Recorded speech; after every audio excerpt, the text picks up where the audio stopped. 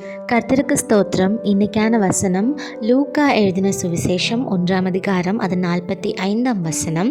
விசுவாசித்தவளே பாக்கியவதி, கர்த்தராலே அவளுக்கு சொல்லப்பட்டது நிறைவேறும்.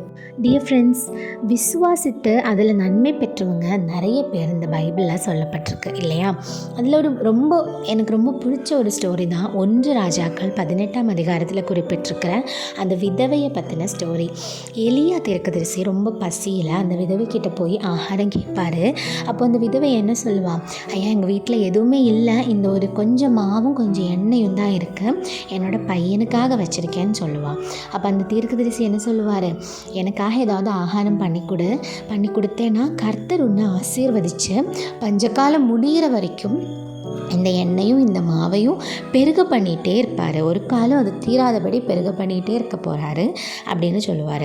அப்போ அந்த விதவை என்ன பண்ணுவா? விசுவாசம் வைத்தா இல்லையா? அவளால் மறுத்திருக்க முடியும், என்னோட பையனுக்காக தான் கொஞ்சம் ஆகாரம் இருக்குது, நீங்கள் போங்க அப்படின்னு ஏதாவது அவளால் மறுத்திருக்க முடியும். ஆனால் அவள் விசுவாசம் வைத்தா. இப்போ நம்மளும் விசுவாசம் வைத்தா இதே மாதிரி இல்லை, இதை விட பல மடங்காக நம்மளையும் கர்த்தர் சொன்னதை செஞ்சு ஆசீர்வதிப்பார். Praise the Lord. ஆமென்.